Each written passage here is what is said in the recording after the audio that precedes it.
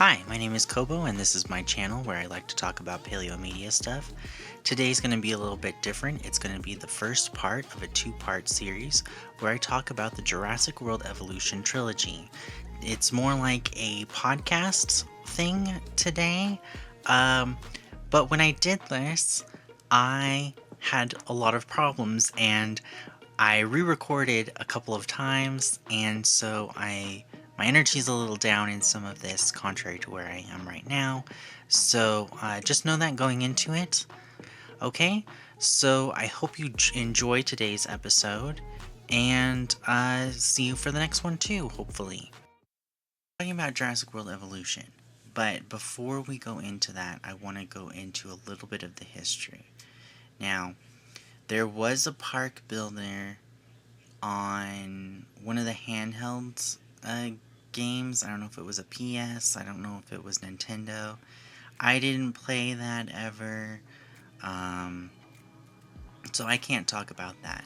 My exposure to a park builder for Jurassic Park or the Jurassic Park World franchise was Jurassic Park Operation Genesis. I say JPOG. I think other people probably say JPOG. Whatever. Just know that I'm going to say JPOG, probably. Operation Genesis started in, I don't know. It was in and around 2003, 2004. I think it was 2004. I think it was a 2004 game. And it was a park builder where you could do Jurassic Park, all on your own. Everything was laid out in a square grid. It was really fun. It was a fun game that let you do the park builder stuff, and then it had a mission mode where you went around and you took pictures, you put dinos to sleep and wrangled them together and fixed parks and all kinds of stuff, all kinds of things. It was a 2003 video game. I think I got it in 2004. And it was a fun game, it was a fun park builder. It had its downsides. Best in Slot did a video within the last year or so where he shows how much downtime there is in that game. There was a lot of downtime, which in some ways, you could say, okay, then that gives you time to watch the animals, and the people too, the park guests, which is true.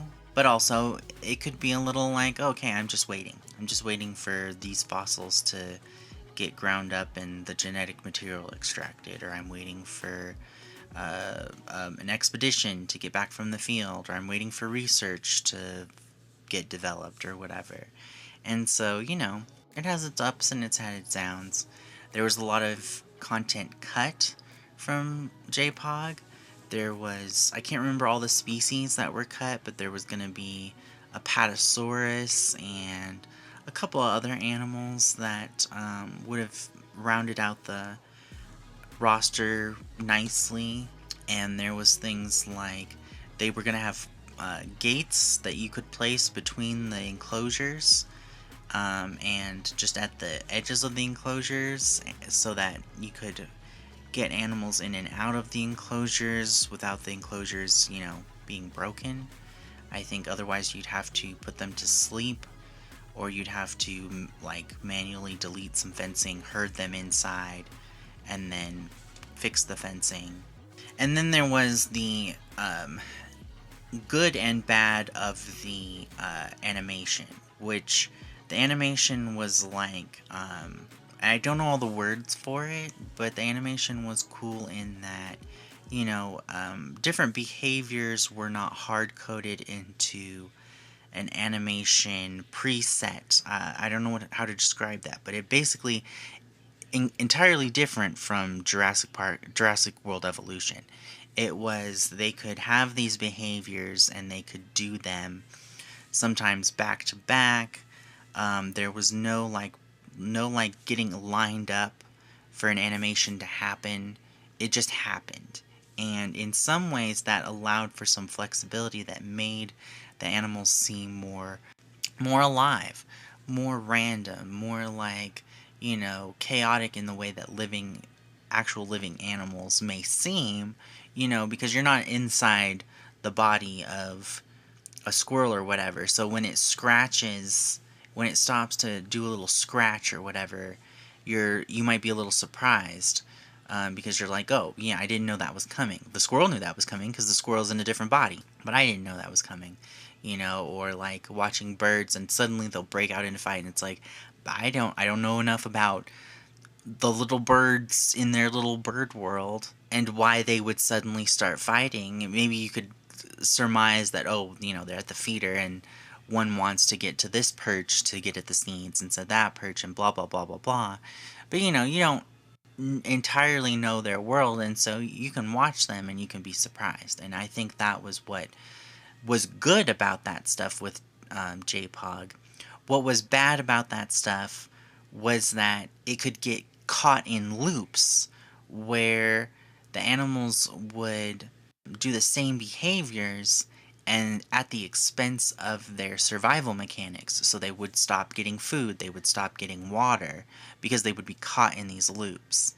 And that was something that the team working on Jurassic World Evolution didn't want for both the first game and the second game.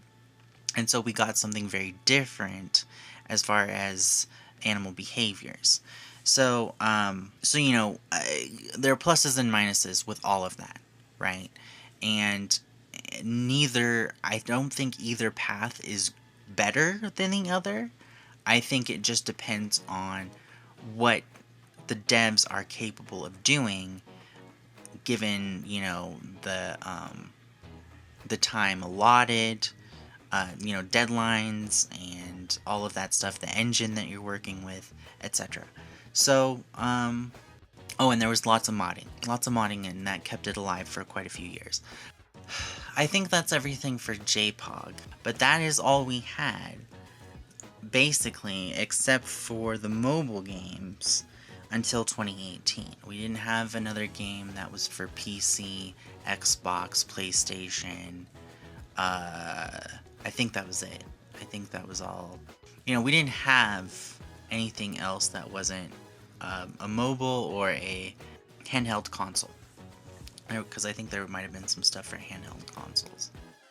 Yeah, and the other upside to just park builders in general is they aren't the Trespasser or Turok or whatever kinds of games where it's go around, kill the dinosaurs, survive, and do whatever the plot says, and get out of the survival situation, which I understand the appeal, and I'm not saying that those games shouldn't exist, but for a lot of us, growing up, and some of the lessons within the Jurassic Park universe, even if they weren't perfect or perfectly delivered, was that these were animals and that they should be treated as living beings. They should be treated with a certain amount of respect. They shouldn't be viewed as just things to make money off of, especially with Jurassic Park, The Lost World. So many of the messages was these are animals that have certain predictable behaviors, right? You steal their child, and they're very territorial, so they're going to come after you. You steal the egg, and they're going to come and they're very smart, and they're going to come after you. Things along those lines. And so for a lot of us, right, like, yeah, and all the nature documentaries that talk about animals in much more, not humanizing, but much more respectful and kind and considerate terms, I guess. I that's not satisfying to me. That's not exactly what I wanted to say, but it's close enough. So for a bunch of us, we wanted to be able to take care of the animals, to provide for them, to make sure that they're not sick and everything, and some of the challenges that come with that. Because I also liked Zoo Tycoon back in the day. And you could have all these different animals, and you could take care of them. And you had to do the business management as well. But and that was not as big for me. But the animals were, and I think there are a lot of people out there who do like that aspect. So for a lot of years, we didn't really have that on PC and console, on, you know, a non-handheld console. And they would come out with, you know, the mobile games. There was Jurassic Park, the game. No, wait, what was it called? Anyway, there was a park builder that was Jurassic Park. And then leading into Jurassic World, the movie coming out in 2015, there was another one that was a Jurassic World version, right? Instead of Jurassic Park, it was Jurassic World with all the updated styles and whatever. And but that game, you know, I mean, it was a mobile game. It was, I don't know if it was technically an idle game, but it was leaning into that by the time I got to it. And it was leaning so much into the fighting mechanics and the genetic monster mechanics that I just really wasn't interested in it. I have a soft spot for genetic monster stuff. You know, I had the toys as a kid of the Chaos Theory, where you have the mixed genetics, and so you've got a Parasaurolophus with a Velociraptor, and it's got all these teeth as well as a beak, and a Parasaurolophus head with the horn out the back, you know, the crest out the back, and then, but it's also got Velociraptor hands and Velociraptor feet and everything, and so I have a soft spot for that in a lot of ways. But also, like, I do like real things. It's like why in some of my other videos I'm glad that we have Prehistoric Kingdom, because we have a real Dilophosaurus, a real depiction of a Dilophosaurus and a Velociraptor, etc. And it just depends on the person. But anyway, so we really didn't have it. I haven't anything. I was not into those games as much. I played them for a little, and then it was like, okay, but this is clearly leaning into our what a lot of mobile games do, and trying to get you addicted. Basically, I don't know if I can get away with much longer I can get away with saying something like that, but it's, you know, it's not a nice business model. It's not a nice business model, idle games and all of that. So we didn't have anything from then until 2018, and we got Jurassic World Evolution. And like I said, you know, they did do things consciously, and they did try to fix some things that were left out of JPOG. You know, they did have gates that you could place between enclosures and on the outside, so you could pop in and out, you know, and you could take care of the animals with your ranger vehicle, and, you know, dart them, you know, with medicine and everything. You could move them between paddocks. Got all of the animals that were on the original roster, I believe. We've got them all. We got, or most of them, by the time, by the end of the development cycle for Jurassic World Evolution. You know, we got that stuff. Where it failed was the feeling of having living things in your park. So, what I'm going to say about that first, though, is the timeline for Jurassic World Evolution. I'm not all the way sure about, but I know for sure that, you know, as a development cycle, they started in 2016, 2015, something like that, and they developed the game. Actually, I don't know. It may not have been until 2017 that they started to develop it. But whatever that time frame was, by the time we came to the release date, or at least a couple of weeks or so before the release date, in and around the time Fallen Kingdom came out, the devs were like, this is not ready. We are not ready. We've run into some problems coding this that we have not been able to resolve. We would like an extension on the contract we have with Universal so that we can get this up to a level that we are comfortable releasing to the public, because this is not the level where we want to have this released to the public. And what it basically was honestly an early access game, an early access game, because it was functioning in a lot of ways, but there were a ton of bugs that they did fix. They fixed over, especially that 6 months of first releasing it, the first 6 months after release. They fixed a lot of stuff, but when we got that game in June of 2018, it was a mess. The animals, I don't even know if they rested. I don't think they sat down to sleep. I think they were just awake all the time. And there was no day and night cycle, which in some ways made sense because in the campaign, it was setting a mood. Baldur's Gate 3 does that, everywhere. Each map has a certain time of day, and it is that time of day. I'm pretty sure it's that time of day for the whole time until you end the day, and then it's dark. Like I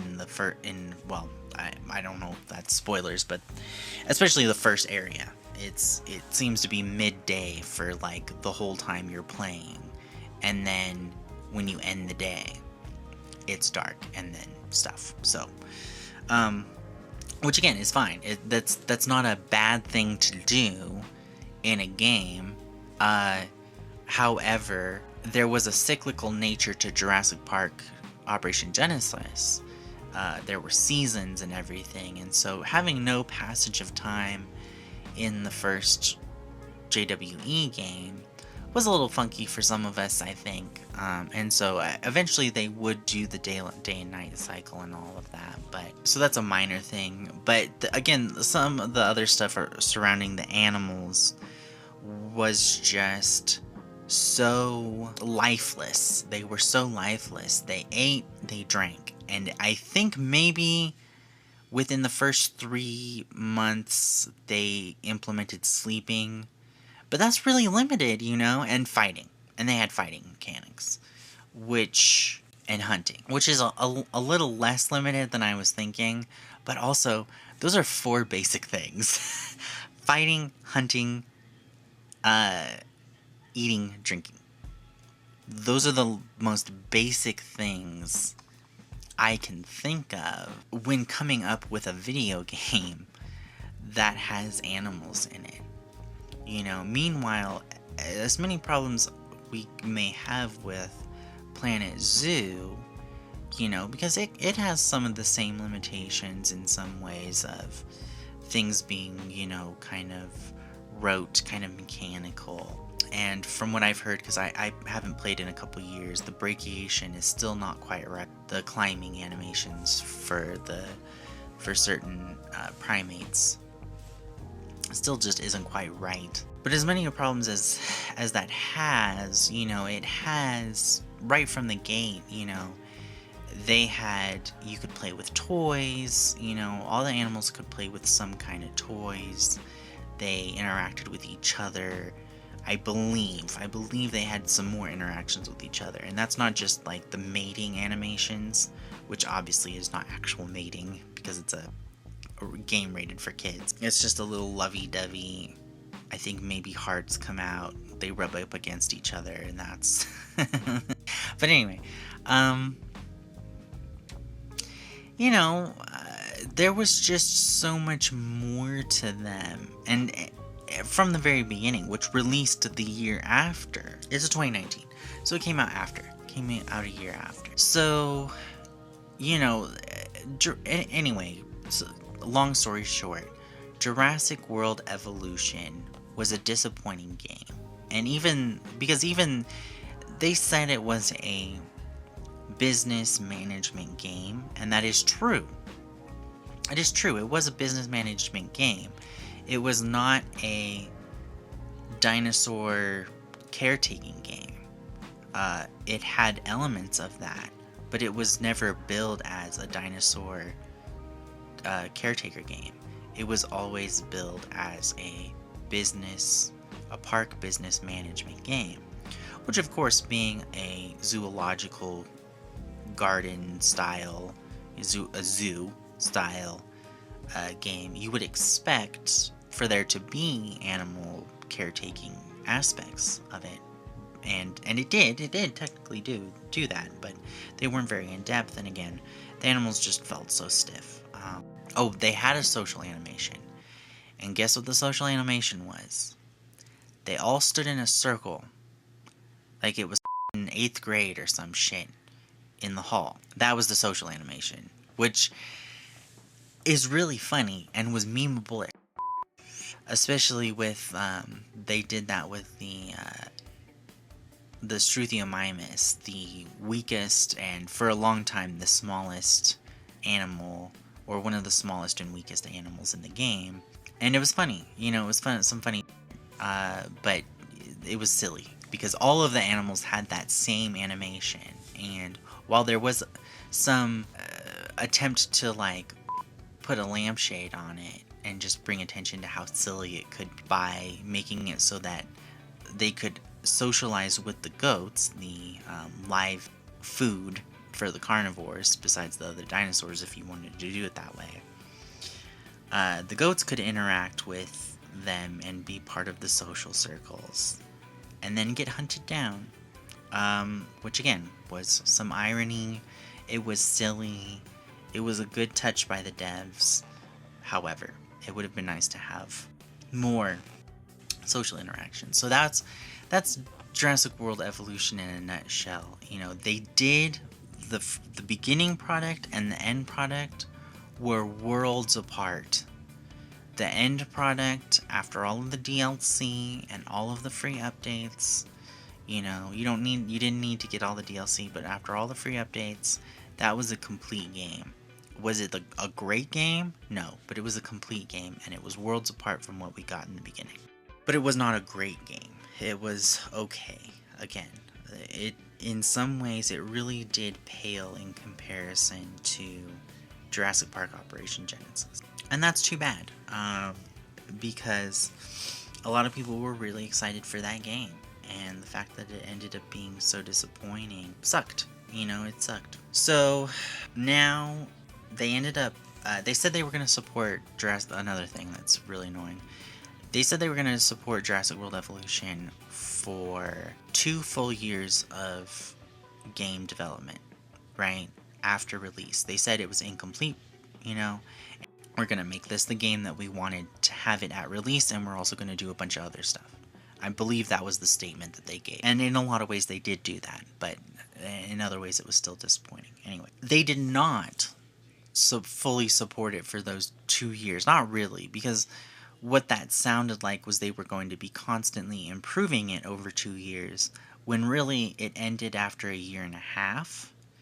The constant improvements, and yeah, we just didn't get a full 2 years of them being like, and here's this new mechanic, and here's this thing, and we've tweaked this thing. It kind of ended after the release of Return to Jurassic Park, which I believe happened it would have been December of 2019. A bigger DLC, and that added a bunch of stuff. It added the legacy characters. We got Sam Neill and Jeff Goldblum and Laura Dern as their respective characters from the first and that was fine. That was fine, and it was fun and everything. But yeah, then they stopped doing improvements. They stopped doing free updates that had up to that point really helped things out. And they did do free updates, but it was bug fixes, it was tweaks, as opposed to like full on like overhauling this, redoing that, which they had been doing up until that point. So again, disappointing. Very fun. I spent a lot of time playing that game, but yeah, it was not the best. And in all honesty, it should not have been the game that we got. I want to say 2021, we got the sequel to Jurassic World Evolution, which was creatively named Jurassic World Evolution 2. And it was also a park builder. Yes, November of 2021.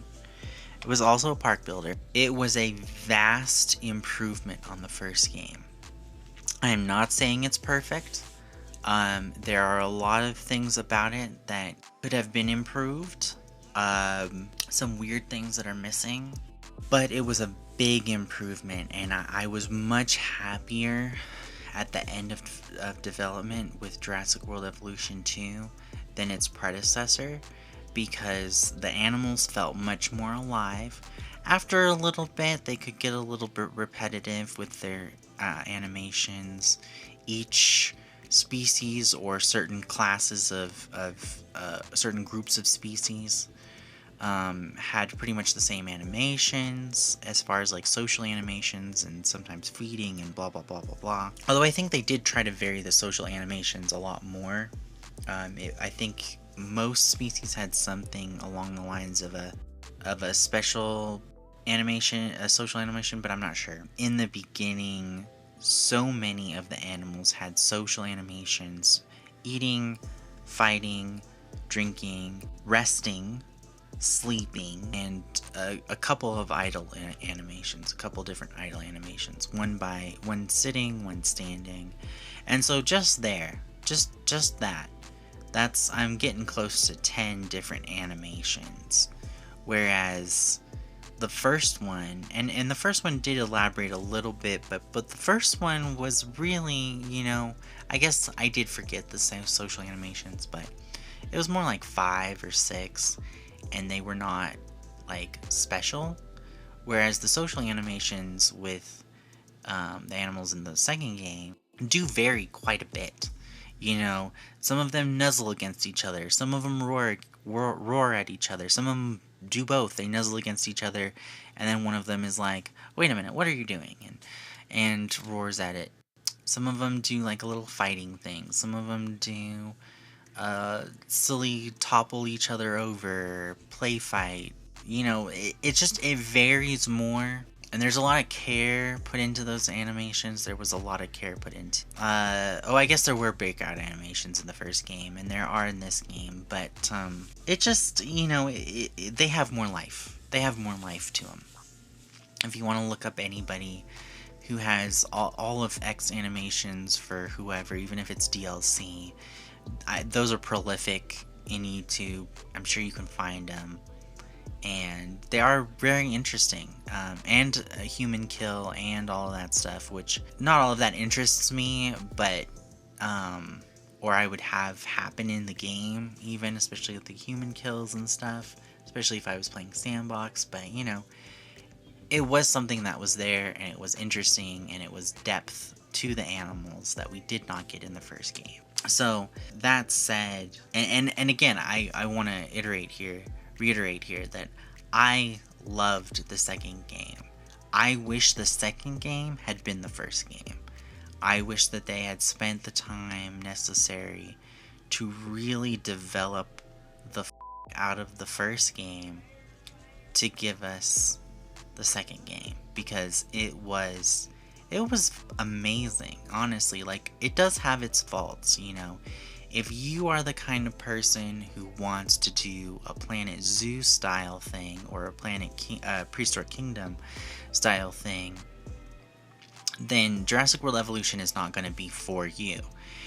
If what you want is to be able to plunk down some buildings, have a decent looking park, prefab park, and go off to around with these dinosaurs, quickly design habitats, quickly design a whole park, in the same time it may take you to develop a building or a building set in Prehistoric Kingdom or Planet Zoo, you can have an entire park built with a decent layout, a decent amount of decorations, and it just looks genuinely nice, and you could walk around with that park.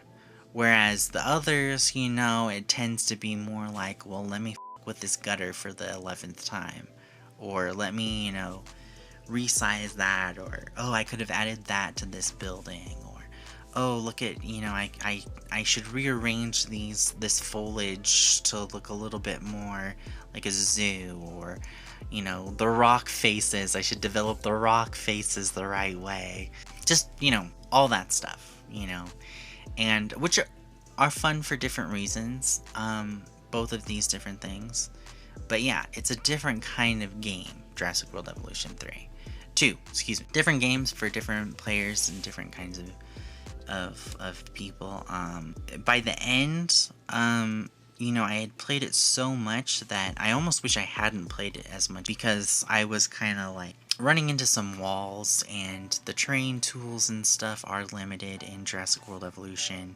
And it would be nice to be able to have cliffs. It would be nice to be able to, sink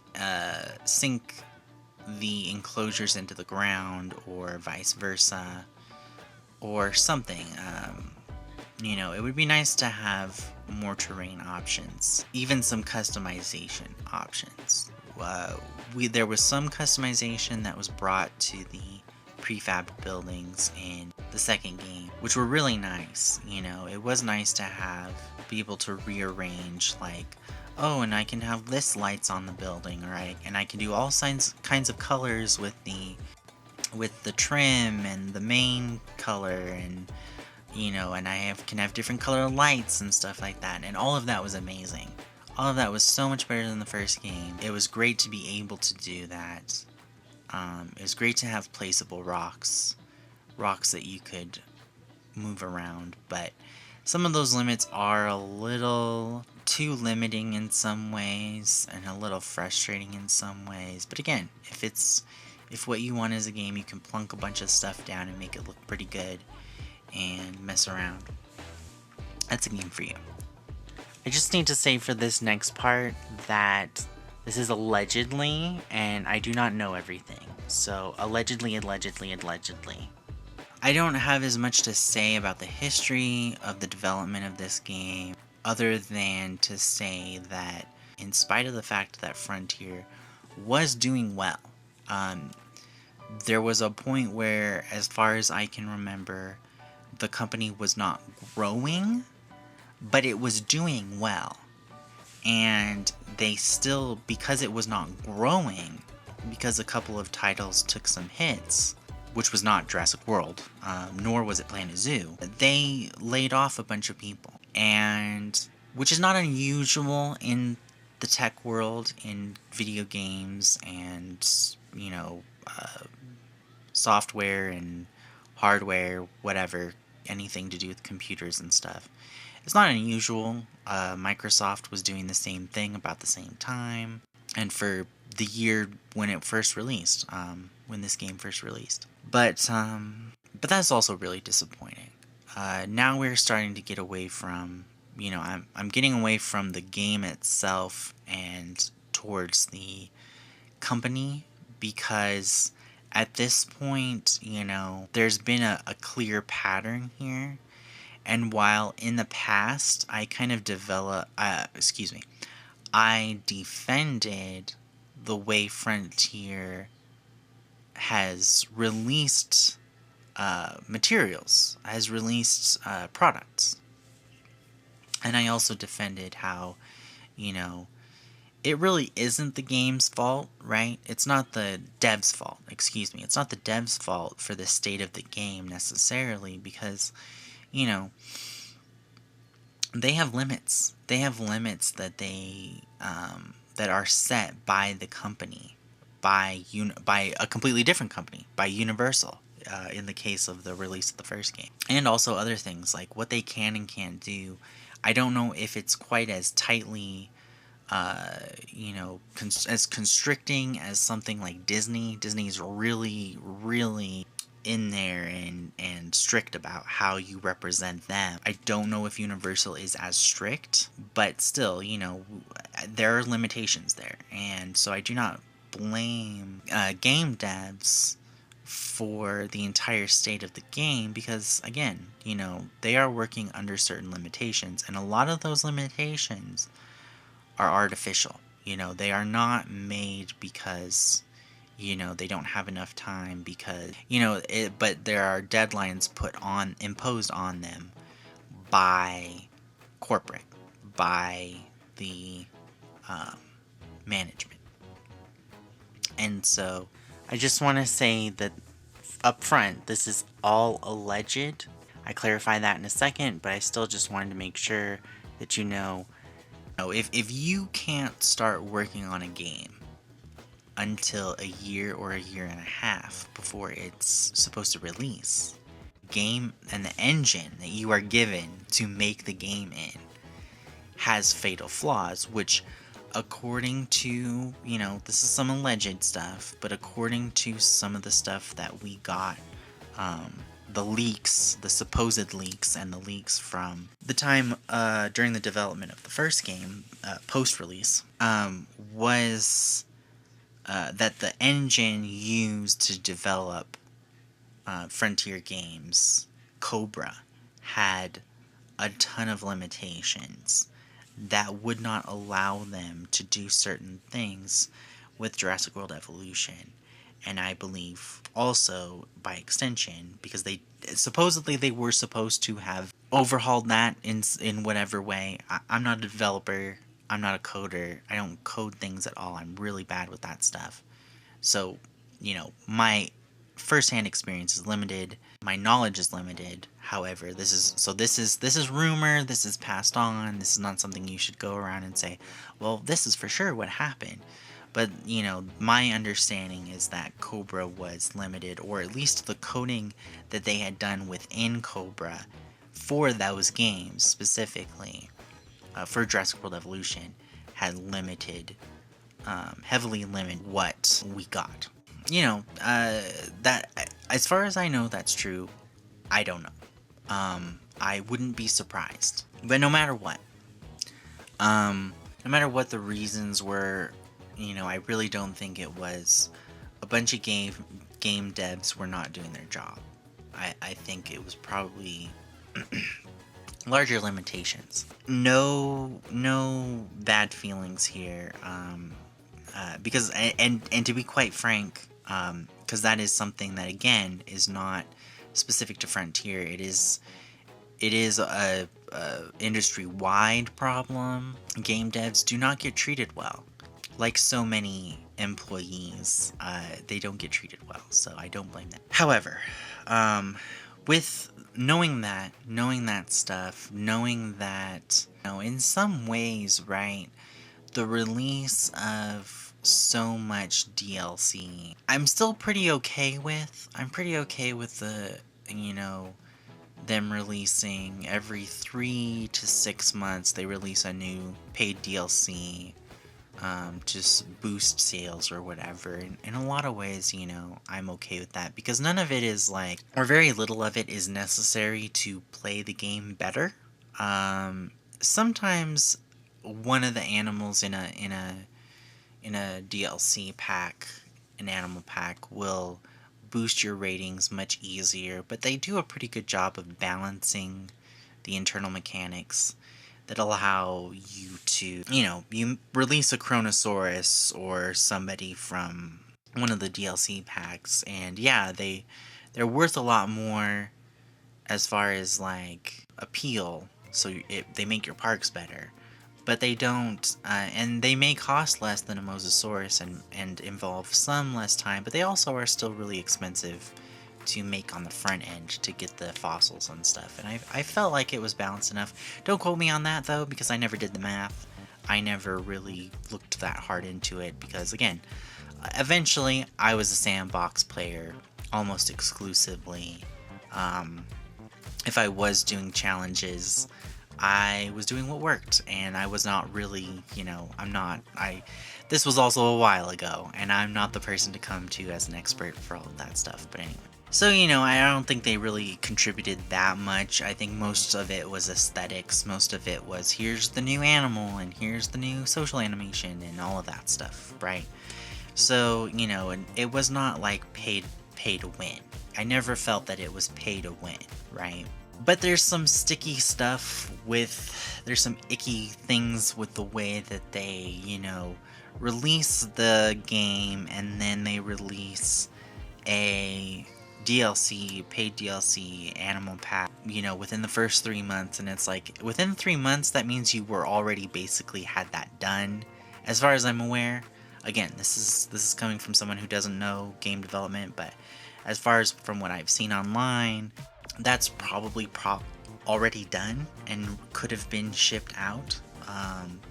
And so to pay another 6 to it depends, because we're talking about a time frame in which prices have gone up, but it could be like $6 to $10 for another DLC 3 months after already paying the $60, $65, $70 for the base game.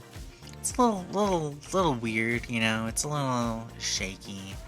The deluxe editions are also a little shaky, the way that it's like, well, if you already have those models done, why don't you include them in the base game free of charge? Because in both games, they released a deluxe edition alongside the base game initially. If those animals are already done, what makes it deluxe to have them, and why are you excluding them from the base roster? It's a little weird. It's a little weird. All of that said, I am turned off to the company. I am just at this point where knowing that even just against the faces of the community, right? The faces that were there to be like, and now now it's update whatever, and you're gonna get this DLC and whatever. Like Rich Newbold is gone, Jens Eric is gone, and a bunch of other people who were, the community managers. I think one person's name was Chantel or something, and those people are gone now, which some of that is because, life happens, you move on to a different job.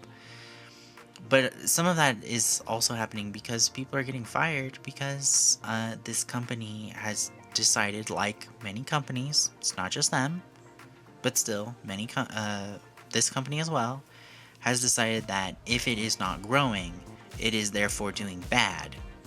And so because it is, quote unquote, doing bad, we are going to fire people. And letting people go, firing people not having jobs in the world that we live in is, on a good day, stressful as